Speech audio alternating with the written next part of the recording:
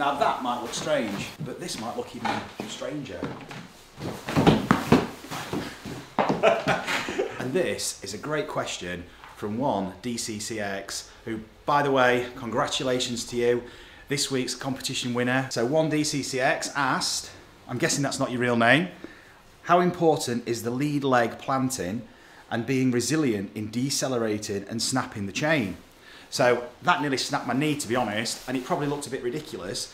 But what I did there was I extended the left leg. So I snapped that left leg, which has put me into an early extension, which restricted my movement so much that the resultant chain couldn't really function.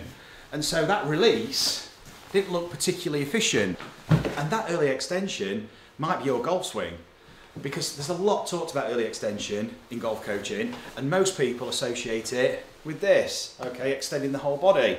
But you might be early extending the lead leg. So you can see what that's just done.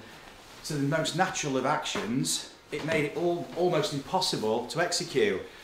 But if we were to throw a ball naturally, we wouldn't be going into this early extension, we'd be flexing. We're flexing to load, to then extend. And it's a totally different release. So whether it's throwing or whether it's kicking, you're going to be flexing to extend. And now we can fire the chain. Now the pelvis can go, and the torso. And in golf, it's the arms and club. In football, it's the other leg. It's the pelvis, the torso contributes, and it's the other leg.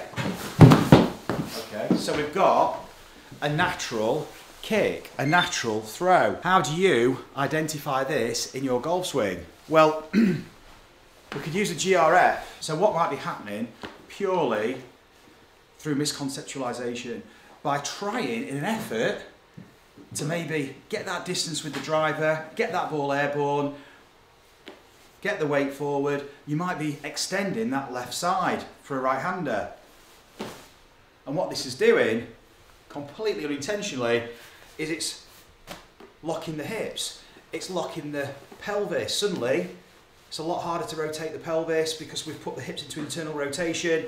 I've already extended the leg, and I need the leg to extend, to unload and use that vertical force, but I've already used it up. It's gone, and my club's still back here. So what have I got left to use? Just the arms. And we know if we're early releasing with the arms, club speeds up early, and by the time we get to the golf ball, it's probably decelerating, and it throws in loads of face and path issues. Throwing or kicking, these are just innate actions we don't even think about, and the body recruits that patterning automatically, and we don't give it a second thought. We don't think about loading and unloading. These things are inherent, and it's all formed out of the intention of throwing the ball or kicking the ball. But in golf, we've internalised the golf swing to such a degree, and we've conceptualised it, that we suddenly start chunking movements and thinking about how all these chunks operate, and suddenly it affects the overall pattern. So the first thing I'd suggest you do is just throw a ball and get a sense of what that lower body's doing. So how do you load? Well, to load, we're flexing. And then to unload, we extend. So actually, in your golf swing, if I was to tip this board, I would be tipping it with flexion. So I'm not actually extending my lead side, because that's just going to create this pelvic shift, which creates this tilt to the spine, again restricting rotation. So now I can't fire that sequence, that all-important sequence for that effortless release. And suddenly I've got to go now straight to the hands to get that leverage, use that torque. But the problem I've got now is it's too early, and now I'm coming to the ball. If it's with an iron, I might be hitting it heavy, low points too far back, adding loft, adding spin, losing distance, and then making it very difficult when weather conditions change. Maybe it's windy, struggle keeping that ball flight down, losing distance, getting blown off track. We want the ball to be struck with a downward angle of attack. So we've got to be releasing later, not earlier. We want the handle leading the club head. So we're bringing the sweet spot down. So how do we do that? How do we get a sweet spot that is descending? We've got to sequence later. So we're sequencing after we've tipped the board. The same way, we don't go straight with the release when we throw a ball. The sequence starts with a shift and it's flexion. And then we're starting to fire that sequence with the pelvis, the torso, the arms and the ball or club. So it's the same with kicking. So there's a momentum shift, this linear, if you like, shift, but we're flexing. We're not shifting the pelvis to shift some body weight. As a result, straightens the leg, and now I've lost, this should be happening way later, and it's happened too early. So an early extension creates this early release. Simple things you can do, just to get a sense of what this would feel like for you in your golf swing. So if we take a tennis ball, pop it under, ball of the foot. Now you can use a football, you could use a medicine ball, you could use anything, use a balance pad, anything really. All this is doing is giving you some reference for where the end of the chain is. So we can swing this back and just let the body drop, let ourselves flex and load into that tennis ball. Boom. And when you feel that tennis ball compressed, you stop with whatever you're swinging. So you're getting a sense now of the timing of when you're applying that pressure, and spatially of where your hands and club might be. So both ends of the chain. And this is seriously separating the ends of the chain. Most people are moving them together who experience problems with an early release and loss of power, and everything's moving together, and it's not easy to differentiate that timing sequence. It's hard to recognise where you are in space if you're doing the same thing all the time, because that's what you get used to. Now imagine this is the golf club. So imagine this is the balance pad or medicine ball, and it's the same thing. We can introduce a bit of momentum, and you can even use the tennis ball to help you with that momentum. You can push off it a little bit, because you can push off it to push on. And that's a very different feeling to extending the leg.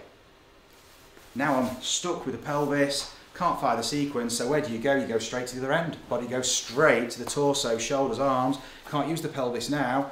So we've lost this very powerful movement with our centre of mass, which is the heart of all these ballistic actions, because this is core movement, this is core rotation, and we've got to tap into this, not only to get power, but for stability. So allowing the body to drop, allowing your centre of mass to drop, load that tennis ball by dropping, free falling, and now you set all the conditions up for that sequence.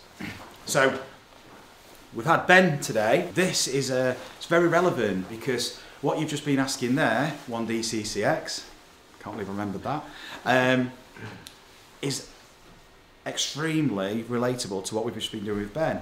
If we just show you what Ben was doing on the pressure plate. Ben, if you want to talk us through what you were experiencing. So I've definitely been guilty of, your typical concepts in golf, such as shift your weight, and that's kind of how I've grown up playing. I've developed a very strong habit, as you can see, about sliding over. So with me, I don't get anywhere near as much load in the left side as certainly that I was practicing with Marcus today. And then what that's causing me to do is have a little bit of a stall, and like Marcus says, go to the end of the chain. I've got to time it. So it was a really challenging session today to really go into this, but it was a fantastic learning, because it was a new movement that's going to open up a lot of possibilities for me to be, take the timing out of my golf swing, and then also make sure that I'm sequencing everything. So again, the knock-on effect would be ultimately less conscious thought about what I'm doing. So yeah, I'll definitely say that I would have been more of a slider over, and then today it was very much a case of making sure that that's loaded so that I can then extend a little bit later on and get the sequence correct. Perfect summary. That anyone would think he was a coach. So yeah, absolutely providing the opportunity there for the body to sequence instead of essentially moving into a place where it's now compromised, can't tap into that and going to the end of the chain. Ben, as a highly skilled player, he's found a way, he's found a mechanism to compensate, to control his face to path. Your face to path, it's so close, so he's a consistent player, but could his body do it better? Is it efficient? Is it repeatable? Is he letting it free wheel? And like he said, is it instinctive, or is he having to think and control things? Is there a cognitive load there when he's swinging all the time that he has to have reminders of what he's doing, or can he just let this thing go and play in that autonomous state that we all want? So guys, I hope that's really helped. Thank you for your question, and you are the lucky recipient of a free lesson with one of the Zen team, 1D CCX, so we'll be in touch. So look forward to that. And guys, drop your comments in below, drop your questions. We're going to be giving another free lesson away with one of the team. So any questions that you've got, we're going to try and work our way through them as much as we can. Hope you've enjoyed this one today, and look out for the next one next week. Foz? Boom.